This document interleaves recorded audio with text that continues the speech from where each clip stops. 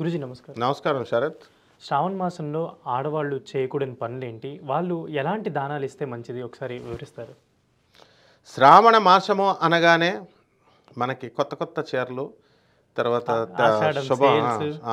ఆషాఢ మాసం దగ్గర నుంచి స్టార్ట్ అయిపోద్ది సీజన్. సారెలు, బూరెలు, అమ్మవారికి చీరలు పెట్టడం, వీళ్ళ కొత్త కొత్త చీరలు వీళ్ళ కొనుక్కోవడం, వేసుకోవడం, మంచిగా పసుపు కుంకుమ బొట్లు పెట్టుకోవడం, ఇవన్నీ కూడా అద్భుతంగా కళకళలాడిపోతూ ఉంటాయి దేవీ దేవాలయాలు, ముఖ్యంగా మహాలక్ష్మి అమ్మవార్లు దేవాలయాలు.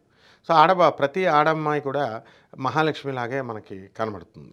కాబట్టి ఈ శ్రావణ మాసంలో ఏమి చేయకూడదు ఆడది అని అంటే, ఆడవాళ్ళు ఎప్పుడూ కూడా ఈ యొక్క భక్తి మార్గంలో శ్రావణ మాసంలో ఉన్నవాళ్ళు సూర్యోదయానికంటే ముందు లేవాలి.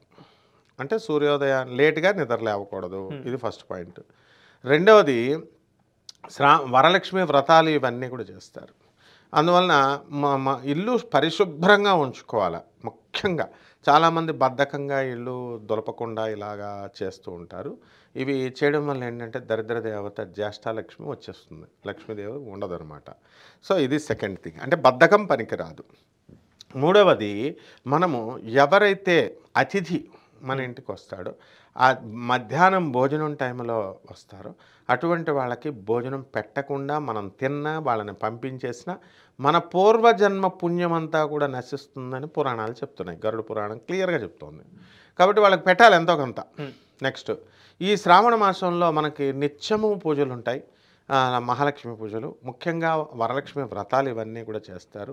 అందువలన ఈ యమనియమాలు అనేటటువంటివి మనం పాటిస్తాం. ఉల్లిపాయ వేయడము, వెల్లుల్లిపాయ వేయడము నిషిద్ధం. తర్వాత రొమాన్స్ అనేటటువంటిది ఈ స్త్రీలు ఆ వ్రతాలు చేసిన రోజున నిషిద్ధం. అంటే బ్రహ్మచర్యము, ఆస్థెటిక్ ఆస్పెక్ట్ ఆఫ్ లైఫ్ పాటించాలి, మగవాడైనా ఆడదైనా. ఆ తర్వాత ఆ నెల పాటిస్తే ఇంకా మంచిది కూడా. నాకు ఒక శిష్యుడు ఉన్నాడు, వాళ్ళ ఆవిడకి డైవర్స్ ఇచ్చేస్తాను సార్ అన్నాడు. ఎందుకు నాయన అన్నాను. సోమవారం నాడేమో శివుడు పూజ అండి, మంగళవారం నాడు ఇదండి రాదండి, గురువారం నాడు బాబా అంటదండి, శుక్రవారం నాడు తప్పుగా నీ ఆయుర్దాయం కోసమే కదరా నాయన అంటే, లేదని మొత్తం సంవత్సరం అంతా ఇలా చేస్తుంది అంటాడు. కాబట్టి ఈ యొక్క శుక్రవారము కనీసం 4 శుక్రవారాలు వీళ్ళు బ్రహ్మచర్యాన్ని పాటించాలి, మగవాళ్ళు ఆడవాళ్ళు కూడా. ఇది ముఖ్యమైనటువంటిది.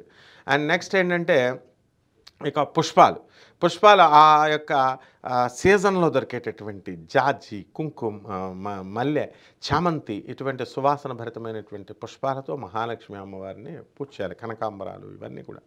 అలాగే కలశాన్ని పెట్టి చక్కగా మనము అమ్మవారికి ఆనవాయితీ లేనటువంటి వాళ్ళు వదిలేయాలి.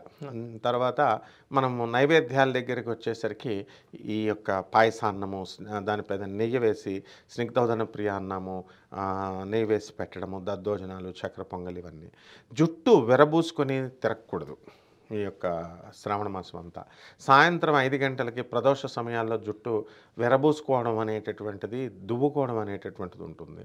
ఆ తర్వాత అది చేయకూడదు. నెక్స్ట్, ఎప్పుడు కూడా ఆయిల్ పెట్టుకోవాలి. తలంటి స్నానం మార్నింగ్ చేసిన సాయంత్రం మధ్యాహ్నం సమయానికి ఆయిల్ పెట్టుకోవాలి. ఇది ముఖ్యమైనటువంటి విషయం. నెక్స్ట్, మధ్యాహ్నం నిద్ర అనేది నిషిద్ధం. మధ్యాహ్నం నిద్రపోకూడదు.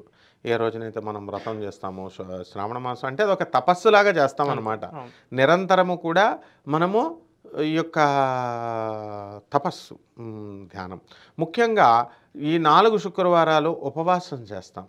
ఉపవాసం అంటే ఏం చేస్తాము, జనరల్గా ఆ రోజు భోజనం వదిలేస్తాం, సాయంత్రం టిఫిన్ తినడం ఇలాంటివి చేస్తాం కదా. ఇప్పుడు మోడర్న్ ఎరా వచ్చింది, నూతన ట్రెండ్. ఆ ట్రెండ్లో ఏంటంటే చాలామంది ఈ తిండిలో ఓకే ఇవన్నీ చేస్తున్నారు, బట్ ఉపవాసానికి డెఫినేషన్ త్వరలో మారిపోబోతోంది. ఏంటంటే వాట్సాప్ మానేయాలా చూడడం, ఫోన్లు చూడడం అది త్యాగం చేయడమే. ఇక్కడ భోజనం త్యాగం చేస్తున్నాం. ఆ రోజు ఎట్టి పరిస్థితుల్లో టీవీలని, ఎలక్ట్రానిక్ అప్లయన్సెస్ని, వాట్సాప్ చూడకూడదు, టీవీ చూడకూడదు, ఈ యొక్క ఫోన్లు మాట్లాడకూడదు. ఈ విధమైనటువంటి ఉపవాసం కూడా చేయాలి. అట్లీస్ట్ ఆ ఒక్క రోజు డిజిటల్ ఉపవాసం. కాబట్టి కంపల్సరీ ఇది చేయాలి. లేకపోతే ముఖ్యంగా ఏమవుతుందంటే శరత్, ఇప్పుడు వీళ్ళంతా శ్రావణ మాసం అందరూ కూడా చేస్తున్నారు, కానీ ఏమవుతుందో తెలుసా, పాపం వీళ్ళు మా ఆడపడిచి ఇలా అందండి, మా అత్తగారు అలా అందండి అని నెగిటివ్ ఎనర్జీస్ని మళ్ళీ తెచ్చేసుకుంటున్నారు పాపం. మనము అమ్మవారిని ప్రార్థిస్తున్నాము, అమ్మవారిని చేస్తున్నాం, బాగుంది. పాజిటివ్ ఎనర్జీని మనం ఇన్వోక్ చేసాం, లేపాం, జాగ్రత్త చేసాం. పడుకున్న వాళ్ళని నీళ్ళు కొట్టో ఎలాగో అలాగా అమ్మవారిని లేపాం. మనకు అమ్మవారు బ్లెస్ చేయడానికి వచ్చినప్పుడు మళ్ళీ మనం దరిద్రుల పేర్లు తెచ్చుకుంటున్నాం. ఎక్కడైతే మనల్ని శత్రువులు ఉన్నారో, లేకపోతే అత్తగారు ఆడపడుచులు వేధించేటటువంటి వాళ్ళు ఉంటారు, వాళ్ళే వీళ్ళు తలుచుకుంటూ ఉంటారు. లేకపోతే ఎవరైతే క్రూరులు మోసం చేసినటువంటి వాళ్ళు నెగిటివ్ ఎనర్జీస్ని తలుచుకోకూడదు అనమాట. అట్లీస్ట్ ఆ ఒక్కరోజు కాబట్టి ఈ శ్రావణ మాసం రోజున అటువంటి నెగిటివ్ ఎనర్జీస్ని తర్వాత ఈ యొక్క ఈ ఇంకోటి ఏంటంటే భర్త సేవ చేయాలి, అత్తగారు మామగారుల సేవ చేయాలి, తర్వాత తన తల్లిదండ్రుల సేవ కూడా చేసుకోవాలి, మనుషుల్ని మనుషుల్లాగా చూడాలి. ఇది నిజమైనటువంటి పూజ. భర్త కావాలి కానీ అత్తగారు వద్దంటారు, భర్త కావాలి కానీ మామగారు వద్దంటారు. అమ్మవారికి పూజలు చేస్తారు, ముఖ్యంగా ఎగ్జిబిషన్ చేసుకుంటారు వీళ్ళు, పూజ చేసి వాట్సాప్లో స్టేటస్ల్లో పెట్టడం, ఇవన్నీ కూడా మానేసేయాలి. అంటే చూపించుకోవడం ఎప్పుడైతే నువ్వు ప్రారంభించావో నీ పూజా ఫలితము లాగేస్తాడు, కాలభైరవుడు లాగేస్తాడు. ఇది క్లియర్గా చెప్పబడింది. ఎవరైతే దానం చేస్తారో, కుడి చేతికి చేస్తారో దాన ధర్మాలు చేయాలి వాళ్ళు, ఎడమ చేతికి తెలియకూడదు. నెక్స్ట్ ఎవరైతే గురువుని ద్వేషించిన, మంత్రాన్ని ద్వేషించిన, దేవుడిపై అపనమ్మకం ఉన్న, అయోగ్యులైనటువంటి గురువుల్ని ఆశ్రయించిన వీళ్ళ యొక్క పుణ్యమ శక్తి అనేటటువంటిది ఆ పూజ నుంచి వచ్చినటువంటి ఫలితాన్ని కాలభైరవుడు లాగేస్తాడని క్లియర్గా చెప్పబడింది.